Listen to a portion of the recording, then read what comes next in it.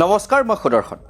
আপোনালোকৰ মাজলৈ লৈ আহিছোঁ ক্ৰীড়া জগতৰ সপ্তাহটোৰ বিভিন্ন খবৰেৰে দ্য ক্ৰছ কাৰেণ্টৰ অনুষ্ঠান অন দ্য গ্ৰাউণ্ড।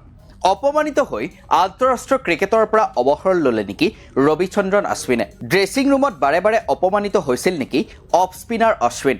কিয় বৰ্ডাৰ গাভাস্কাৰ টেষ্ট ছিৰিজৰ মাজভাগতে অৱসৰ ঘোষণা কৰিলে ৰবিচন্দ্ৰন অশ্বিনে? এতিয়া এই প্ৰশ্নসমূহেই চৰ্চিত হৈ আছে সৰ্বত্ৰে।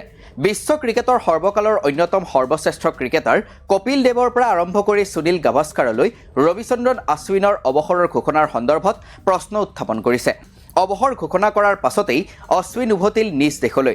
তাৰ মাজতে অশ্বিনৰ পিতৃৰ এটা সাক্ষাৎকাৰ সামাজিক মাধ্যমত হয় ভাইৰেল, য'ত তেওঁৰ পিতৃয়ে কয় টিম ইণ্ডিয়াত অশ্বিনক অপমানিত কৰা হৈছে।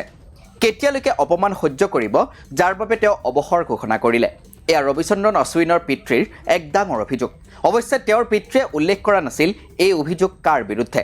লগতে তেওঁৰ পিতৃয়ে কয় তেওঁলোকৰ পৰিয়ালৰ লোকেও জনা নাছিল অশ্বিনে অৱসৰ ঘোষণা কৰিব। তেওঁৰ পিতৃয়ে লগতে কয় ময়ো অন্তিম মুহূৰ্ততহে জানিব পাৰিছোঁ, কিন্তু যি ধৰণে অৱসৰৰ ঘোষণা কৰিলে তাক লৈ মই সুখী নহয়।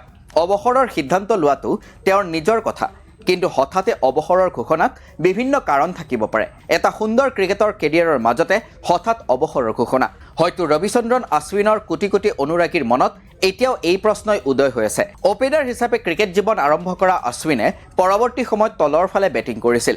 মিডিয়াম পেচ বলিং কৰা অশ্বিন এসময়ত হৈ পৰিল অফ স্পিনাৰ। এই ব্যতিক্ৰমী পৰিক্ৰমাত অশ্বিন কিন্তু অলপো বিচলিত হোৱা নাছিল। দলৰ বাবে মন প্ৰাণ সকলো সঁপি দিছিল। কেতিয়াবা যদি বেটেৰে, কেতিয়াবা বলিঙেৰে, কেতিয়াবা বেট বল দুয়োটাৰে দলক বিপদৰ পৰা উদ্ধাৰ কৰিছিল বহুবাৰ। প্ৰতিপক্ষৰ বেটাৰক কেনেকৈ আউট কৰিব পাৰি সেয়া যেন নখ দৰ্পণত আছিল অশ্বিনৰ। 14 বছৰৰ পূৰ্বে আন্তঃৰাষ্ট্ৰীয় ক্ৰিকেটত অভিষেক ঘটা অশ্বিনৰ নামত টেষ্ট ক্ৰিকেটত উইকেট আছে 537টা, যিটো টেষ্ট ক্ৰিকেটৰ ইতিহাসত ভাৰতীয় এজনে লোৱা দ্বিতীয় সৰ্বাধিক উইকেট। এই পূৰ্বে এই অভিলেখ আছে কেৱল অনিল কুম্বলেৰ নামত। তেওঁ বিশ্ব ক্ৰিকেটত সৰ্বাধিক উইকেট দখল কৰা বলাৰ হিচাপে 7ম স্থানত আছে, যাৰ বাবে এজন বলাৰ হিচাপে অশ্বিনক প্ৰায়ে মহান ক্ৰিকেটাৰ অনিল কুম্বলেৰ লগত তুলনা কৰা হয়। আনহাতে ঘৰুৱা ক্ৰিকেটৰ ক্ষেত্ৰত অশ্বিনৰ নামত আছে 475টা উইকেট। 14 বছৰীয়া আন্তঃৰাষ্ট্ৰীয় টেষ্ট ক্ৰিকেটত 11 বাৰকৈ প্লেয়াৰ অফ দি ছিৰিজৰ বঁটা লাভ কৰিছে তেওঁ, যিটো টেষ্ট ক্ৰিকেটত যিকোনো খেলুৱৈৰ ভিতৰত সৰ্বাধিক। তেওঁৰ উপৰিও শ্ৰীলংকাৰ কিংবদন্তি স্পিনাৰ মুথিয়া মুৰলীধৰণেও যৌথভাৱে প্ৰথম স্থানত আছে। লগতে 98খন মেচত 500টা টেষ্ট উইকেট দখল কৰা দ্বিতীয় সৰ্বাধিক বেগী বলাৰ ৰবিচন্দ্ৰন অশ্বিন। এতিয়া ভাৰতীয় ক্ৰিকেট প্ৰেমীৰ বাবে এক অবুজ সাঁথৰ, কিয় বৰ্ডাৰ গাভাস্কাৰ ট্ৰফিৰ মাজভাগতে অৱসৰ ঘোষণা কৰিলে ৰবিচন্দ্ৰন অশ্বিনে। আনহাতে ICCৰ বোৰ্ড সঞ্চালক আৰু BCCIৰ কাৰ্যকৰী সচিবৰ দায়িত্ব লোৱা দেৱজিৎ লন শইকীয়াৰ বিৰুদ্ধে ভাৰতৰ সাংবিধানিক নিয়ম উলংঘা কৰাৰ অভিযোগ অসম প্ৰদেশ কংগ্ৰেছৰ। উচ্চতম ন্যায়ালয়ৰ মুখ্য ন্যায়াধীশ, অসমৰ ৰাজ্যপাল, অসমৰ মুখ্যমন্ত্ৰী আৰু বাৰ কাউন্সিললৈ পত্ৰ প্ৰেৰণ অসম বিধানসভাৰ বিৰোধী দলপতি দেৱব্ৰত শইকীয়াৰ। অসমৰ বৰ্তমানৰ মহাধিবক্তা হিচাপেও কৰ্মৰত দেৱজিৎ লন শইকীয়া। অসমৰ মহাধিবক্তা হিচাপে কৰ্মৰত হৈও আন সুবিধাজনক নিয়োগ গ্ৰহণ কৰি দেৱজিৎ শইকীয়াই সাংবিধানিক নিয়ম উলংঘা কৰাৰ অভিযোগ।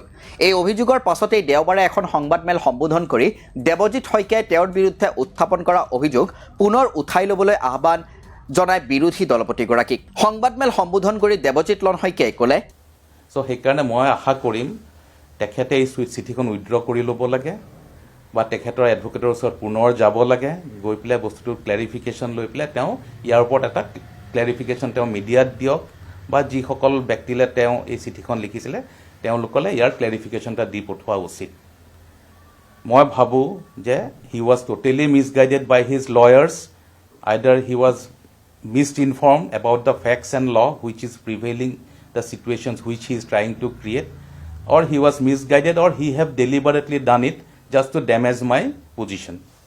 So I request that a responsible leader, political leader who is holding the post of leader of opposition in the assembly, he is next to the chief minister. If you look at the protocols of assembly or the parliament, the leader of opposition is a very high post.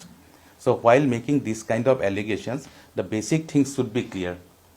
So I humbly request the honorable leader of opposition of Assam, he is also my leader of opposition in the state of Assam, Shri Debabrata Saikia ডাঙৰীয়াক মই অনুৰোধ কৰিম, তেওঁ পুনৰ এই গোটেই আইনখিনি এবাৰ চাব লাগে, ফেক্টছখিনি চাব লাগে, আৰু তাৰপিছত তেওঁ এই চিঠিখন তেওঁ বাহাল ৰাখিব নে নাৰাখিব তাৰ ওপৰত এটা ডিচিশ্যন দিব। ইফালে প্ৰাক্তন ভাৰতীয় ক্ৰিকেটাৰ ৰবীন উত্থাপাৰ বিৰুদ্ধে গ্ৰেপ্তাৰৰ পৰোৱানা জাৰি কৰা হৈছে।